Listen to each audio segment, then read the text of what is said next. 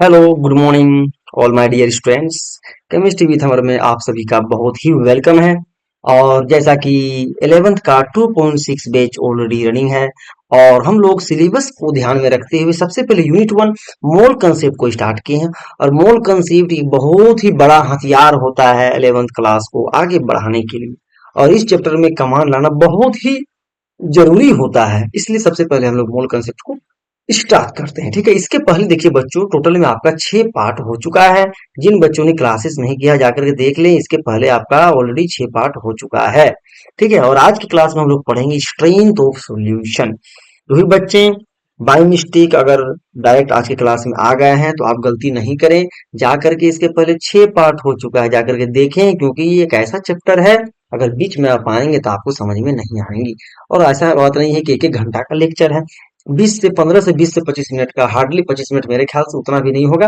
15 से 20 मिनट का एक एक लेक्चर है। आप चाहे शॉर्टकट में जाकर के तुरंत देखें और कॉपी में नोट डाउन करें। ऐसा ये गलतफहमी मत मन में बैठाएं कि आपका सिलेबस के अकॉर्डिंग नहीं है। एकदम सिलेबस के अकॉर्डिंग हो रहा है, जैसे आप क्लास करते हैं उस तरह से एकदम टेंशन नहीं लेना है।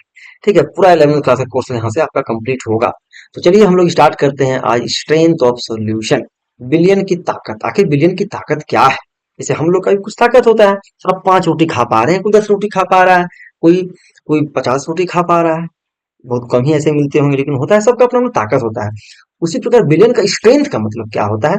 तो it is expressed as grams of solute in 1 litre. इसका मतलब मान लीजिए 1 लीटर हम पानी ले आए, उसमें कितना हम चीनी डाल सकते हैं मैक्सिमम, कितना शुगर डाल सकते हैं, कितना नमक डाल सकते हैं। तो कोई भी विलियन कितने ग्राम विलय को अपने में ले सकता है, दैट इज द स्ट्रेंथ। ठीक है, तो शॉर्टकट में समझना है, डिफिनेशन की बात तो आप देख सकते हैं। स्ट्रेंथ बराबर क्या होता है? Grams of solid, V L का मतलब वॉल्यूम लेंगे लीटर में। ठीक है, एल थोड़ा नीचे होना चाहिए, थोड़ा बाय मिस्टेक है, आप लोग ध्यान देंगे, वी एल को नीचे लिखना है ऐसे करके। ठीक है, तो इससे इसे बिलियन के एक, थोड़ा मिस्टेक है, एक में विलय के ग्राम के रूप में व्यक्त किया जाता है, मतलब कि एक यहाँ लीटर होना चाहिए। ठीक है, तो ये करेक्ट हो जाएगा बाकी। ठीक है, तो 1 लीटर में घुले विलय के मोलो, विलय की मात्रा ही क्या कहलाती है? विलय की शक्ति कहलाती है। तो इसलिए शक्ति को हम शॉर्टकट में कैसे डिफाइन कर सकते हैं? तो जी बाय वी एल, या कह सकते हैं N V L equal to gram equivalent. तो ग्राम इक्विवेलेंट निकालने, नॉर्मलिटी का फॉर्मूला क्या होता है? ग्राम इक्विवेलेंट बाय वॉल्यूम होता है। नॉर्मलिटी बराबर अगर बात करें तो क्या होता है? नॉर्मलिटी बराबर होता है ग्राम इक्विवेलेंट बाय वॉल्यूम, है कि नहीं? तो उसी प्रकार यहाँ से अगर स्ट्रेंथ निकालेंगे तो स्ट्रेंथ बराबर क्या हो जाएगा? ग्राम बटे वॉल्यूम, या शॉर्टकट में आप याद रखें एन। मतलब नॉर्मलिटी को अगर हम इक्विवेलेंट वेट से मल्टीप्लाई कर देंगे तो वो हो जाएगा स्ट्रेंथ। ठीक है, किस केस में? अगर नॉर्मलिटी दिया हुआ हो तो। ठीक है, तो आपको क्या दिमाग लगाना है कि अगर इक्विवेलेंट वेट दिया हो, अगर नॉर्मलिटी दिया है, तो स्ट्रेंथ निकालने के लिए उसी के इक्विवेलेंट वेट से मल्टीप्लाई कर देना है। और अगर मोलरिटी दिया हुआ है तो उसी को मोलिकुलर वेट से मल्टीप्लाई कर देंगे तो वो स्ट्रेंथ निकल जाएगा। ठीक है, चलिए हम लोग क्वेश्चन पर आते हैं, तभी आपको दिमाग में और अच्छा से क्लियर होगा। कह रहा है कि how to calculate, sorry, how to calculate normality when strength is given.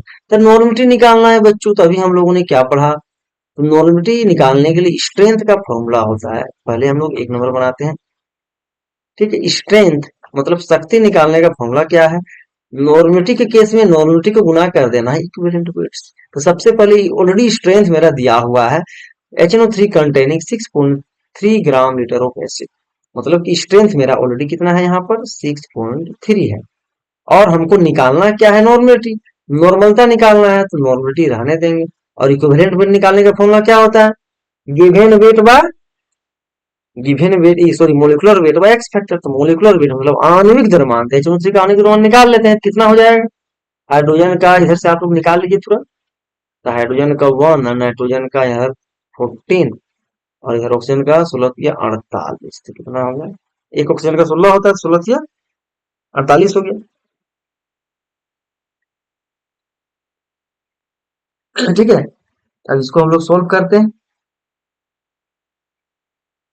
तो 48 से 49 में कितना? 49 और इधर 63 होगा, कितना हो गया? 63 ही हो गया। अब एक्स फैक्टर कैसे निकालेंगे? समस्या ये है। अब एक्स फैक्टर निकालना है तो आप लोग ध्यान से देखिए, एक बार फिर से हम बता रहे हैं। तो HNO3 है, तो HNO3 को तोड़ेंगे तो ये +1 और यहाँ पर ये -1 हो जाएगा। इसका मतलब +1 -1 कॉमन आ रहा है, इसका मतलब इसका पर 1 ही। इसलिए यहां से नॉर्मेलिटी बराबर हो जाएगा 6.3/63। सोल्व करेंगे तो मेरा 0.1 एन आंसर आ गया। Sorry, 0.1 an answer. ठीक है। अब जस्ट लाइक 2 नंबर की अगर बात करें तो 2 नंबर में कह रहा है क्या, 2 नंबर में कह रहा है कि हमें क्या निकालना है, KOH solution containing 11.2 gram, oh that means की ऑफ बेस, मतलब KOH विलियन में, विलियन जिसमें क्षार 11.2 ग्राम है। क्या है 11.2 ग्राम? तो डायरेक्टली अब यहाँ से फॉर्मूला आप निकाल सकते हैं। हमको निकालना है नॉर्मेलिटी का फॉर्मूला, क्या हो जाएगा तब, स्ट्रेंथ बटे इक्विवेलेंट वेट। तो स्ट्रेंथ कितना दिया हुआ है आपकी 11.2 दिया है, तो KOH का निकाल लेते हैं इक्विवेलेंट वेट। के का हो जाएगा कितना, इधर पोटेशियम का निकाल लेते हैं, पोटेशियम का 39 और ऑक्सीजन का 16 और इधर प्लस 1 जोड़ देंगे तो कितना हो जाएगा, सॉरी ये 40 56 कितना हो गया, 56। और एक्स फैक्टर की बात करें अगर इसका क्या निकालना, एक्स फैक्टर तो हम देख रहे हैं के भी +1 है और ओ एच -1 है, तो +1 -1 इसका मतलब एक्स फैक्टर कितना हो गया, 1 हो गया। दैट मीन्स कि यहाँ 56 और बटे 1 तो 1 ही होगा। इसको हम लोग सोल्व करेंगे, ये अच्छा से लिखते हैं, चलिए इसको 56 और बटे 1। जब इसको सोल्व करेंगे तो मेरा आंसर 56 दोनों एक से बाहर आते, एक बार में कट गया तो ये मेरा 0.2 आ जाएगा, 0.2। चलिए इस पर बेस्ड और एक क्वेश्चन को हम लोग करते हैं। क्वेश्चन क्या कह रहा है कि हाउ टू कैलकुलेट ई, मतलब इक्विवेलेंट वेट कैसे निकालेंगे वेट स्ट्रेंथ इज गिवन।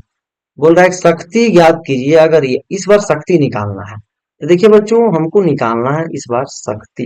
तो देखिए 10 NHCl लिखने का क्या मतलब है, 10 NHCl लिखने का मतलब है कि नॉर्मेलिटी का वैल्यू मेरा 10 है कि नहीं।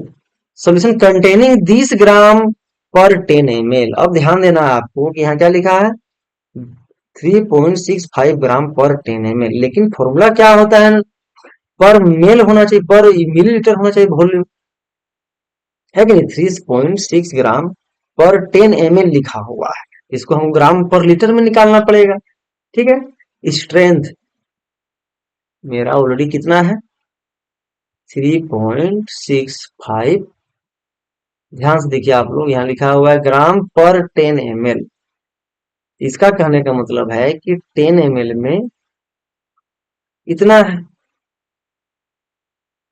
लेकिन स्ट्रेंथ का मतलब क्या होता है पर लीटर होना चाहिए, इसलिए यहां से निकाल लेंगे हम लोग लीटर में, कितने में, इसलिए 1 लीटर में अगर निकालेंगे तो कितना हो जाएगा 3.65 ना, और बटे तो 10 होगा ही, लेकिन 10 ml है तो लीटर में बदलने के लिए क्या करेंगे 1000 से डिवाइड कर देंगे, 1000 ऊपर चले जाएगा और इसको हटाएंगे तो नीचे में 2 जीरो, तो ये तीनों जीरो खत्म हो गया आपस में, तो कितना बच गया 365 ग्राम पर लीटर। तो आपको ध्यान देना है, थोड़ा क्वेश्चन फंसा सकता है। यहाँ लिखा है 3.65 ग्राम का पर 10 ml, लेकिन क्या होता है वॉल्यूम डेंसिटी का, सॉरी स्ट्रेंथ का कंसेप्ट क्या होता है, ग्राम पर लीटर ना होता है, 1 लीटर में कितना ग्राम ले सकता है वो, दैट इज द स्ट्रेंथ, इसलिए इसको लीटर में बदल दिए हम। अब टेंशन वाली बात नहीं है, अब तो आराम से इक्विवेलेंट आप निकाल सकते हैं। अब यहाँ से इक्विवेलेंट वेट निकल जाएगा तुरंत।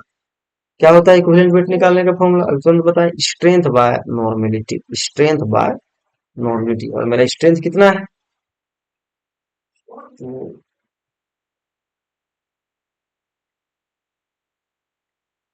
365 और बटे नॉर्मेलिटी मेरा 10 है, तो मेरा आंसर आ जाएगा 36.5। 36.5 ये मेरा आंसर हो गया। ठीक है। अब उसी प्रकार से आप 2 नंबर भी बना सकते हैं आराम से।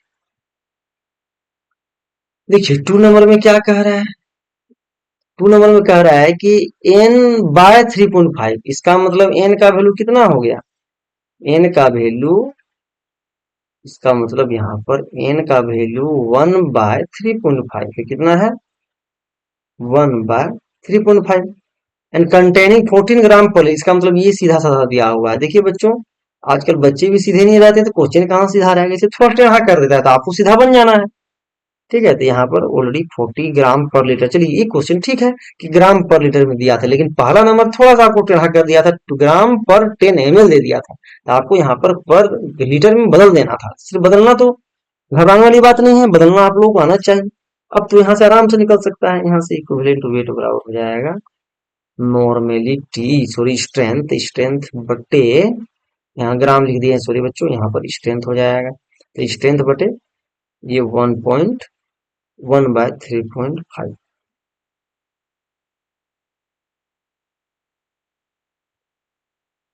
इसको सोल्व करेंगे कितना हो जाएगा, तो ये ऊपर चल जाएगा 14×5 70 के, ये हो जाएगा 14 ×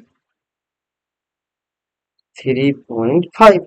इसको मल्टीप्लाई करेंगे तो 14×5 70 की 0 पर 7 42 और 7 49, और यहाँ पर दशमलव बैठा देंगे, इसका मतलब 49 मेरा सर।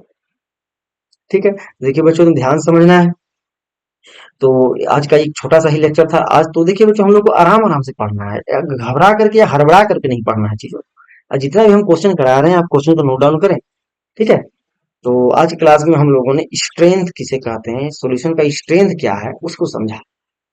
ठीक है, और अगली क्लास में बहुत ही इंटरेस्टिंग कंसेप्ट हम लोग पढ़ेंगे, इंपॉर्टेंट कंसेप्ट्स इन स्टोइचियोमेट्रिक कैलकुलेशन। स्टोइचियोमेट्रिक गणनाओं में महत्वपूर्ण क्या क्या अवधारणाएं हैं, क्या क्या कंसेप्ट है, उसको हम लोग पढ़ेंगे पार्ट 8 में। ठीक है, तो मूल कंसेप्ट के पार्ट 8 को देखना एकदम नहीं भूलना है। और इसके पहले 7 पार्ट, सॉरी इसके पहले तो ऑलरेडी 6 हो चला है, और आज 7वां पार्ट था, और आगे आपका 8वां पार्ट लोड होगा। तो जाकर के सभी पार्ट को आप देखेंगे तो ही आपको बेनिफिट मिल जाएगा। ठीक है, मिलते हैं नेक्स्ट लेक्चर में।